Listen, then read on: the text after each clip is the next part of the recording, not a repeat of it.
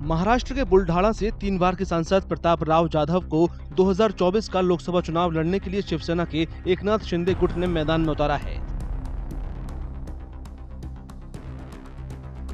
उनके खिलाफ शिवसेना उद्धव ठाकरे गुट से नरेंद्र खेड़ेकर चुनाव लड़ रहे हैं।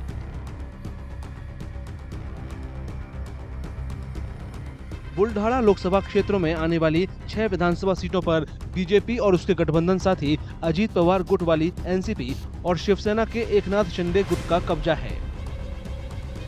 प्रताप राव जाधव को बुलढाणा से अपनी लगातार चौथी जीत का भरोसा है। उनका दावा है कि उन्होंने 5 सालों में विकास के बहुत सारे काम कराए हैं। 2014 में नरेंद्र मोदी जी के नेतृत्व में जब से भारतीय जनता पक्ष एनडीए की सरकार आई तो 10 साल में हजारों करोड़ रुपए के काम अपने बुल्ढाना डिस्ट्रिक्ट में सेंट्रल गवर्नमेंट की तरफ से हुए और विकास के काम इतने हैं बताने के बजाय लोगों को दिख रहे हैं कि 2014 के पहले बुल्ढाना डिस्ट्रिक्ट में एक ही नेशनल हाईवे था, जो नेशनल हाईवे 6 नंबर, और उसकी भी हालत इतनी खराब थी और उसके मेंटेनेंस को भी पैसा नहीं मिलता था, रोज एक्सीडेंट होते थे। लेकिन 2014 के बाद में नए 15 रोड को हमने नेशनल हाईवे में कन्वर्ट किया। शिवसेना के शिंदे गुट का कहना है कि जीत उन्हीं की होगी, क्योंकि असली शिवसेना शिंदे गुट वाली ही है।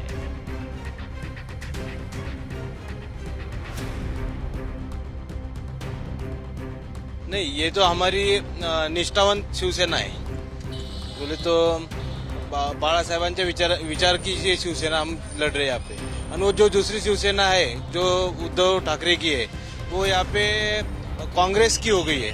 वहाँ पे उम्मीदवार ही उनका कांग्रेस का है, तो वो शिवसेना नहीं है, कांग्रेस की सेना है वो। अभी इस टाइम में 21 उम्मीदवार चुनाव में खड़े हैं और चुनाव में खड़े होने के बाद में अभी 2 ही नाम है, एक खासदार प्रताप राव जाधव और उद्धव गट के नरेंद्र खेड़ेकर। लेकिन नरेंद्र खेड़ेकर अभी साधारण मतदाता तक पहुंचे नहीं है और प्रताप राव जो भी है वो उनकी जो प्रचार की आगाड़ी है, जो लोग चर्चा करते हैं, नाम लेते हैं, तो उनका नाम अभी जोर से चालू है। जो ऊपर से लेके जो नीचे तक, जो गांव तक खासदार साहब का पूरा कनेक्ट पूरा है। यानी इसमें ऐसा है कि कोई लड़त नहीं, भारतीय जनता पार्टी, शिवसेना, भाजपा, शिंदेगढ़ ये सब एक है। महायुति के खासदार प्रताप राव जाधव साहब, यहाँ पे यही माहौल है और ये बहुत मतों से, ये बोले तो सुनामी है। लोग बोलते कि ये हवा है, तो एक ही सुनामी है, ये महायुति की सुनामी है। और खासदार प्रताप राव जाधव साहब ये विदर्भ में ये 1 नंबर की सीट चुन के आएंगे। हालांकि नरेंद्र खेड़ेकर बीजेपी गठबंधन को वॉकओवर देने के मूड में नहीं है। खेड़ेकर ने मौजूदा सांसद पर विकास कामों में लापरवाही बरतने का आरोप लगाया है। उनका ये भी कहना है कि इसी वजह से इलाके में बेरोजगारी काफी बढ़ गई है। हमारे सांसद 15 सालों में हमारे यहाँ की सिंचाई की व्यवस्था बराबर नहीं है, हमारे यहाँ बेरोजगारी बहुत है। ये एक उद्योग ऐसा नहीं लाया कि जिसमें 2-3 हजार बेरोजगारों को रोजगार मिल सके। हमारे यहाँ पे ऐतिहासिक धरोहर है, जिजामाता जन्मस्थान जो छत्रपति शिवाजी महाराज का आजोड़ है, तो वहाँ का विकास भी बहुत धीमे गति से 453 करोड़ की एक योजना मंजूर हुई है, विकास आराखड़ा, लेकिन एक पैसा भी मुझे नहीं मिला। और फिर हमारा नंबर सुसाइड में, आत्महत्याओं में सबसे पहला आता है, क्योंकि बेरोजगारी बढ़ चुकी है, बच्चों को कुछ रोजगार नहीं मिल रहा है। जो खेती है बाप दादाओं से आ रही है, 2-3-4 एकड़ के टुकड़े बन गए, उसका कुछ भाव मिलता नहीं, तो वो बेचारा करेगा क्या। युवा वोटरों का कहना है कि शिवसेना की गुटबाजी की वजह से उन लोगों को काफी परेशानी हो रही है।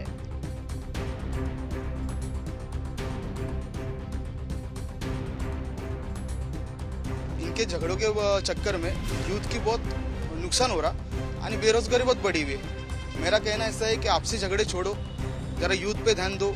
जो अभी भारत में यूथ जो बेरोजगार हो रही है, उसकी वजह से आर्थिक भारत के नुकसान बहुत हो रहा। अपने कुर्सी की थोड़ा लालच छोड़ो, थोड़ा यूथ पे और स्टूडेंट्स पे ध्यान दो। अभी मेरा फर्स्ट टाइम वोटिंग है।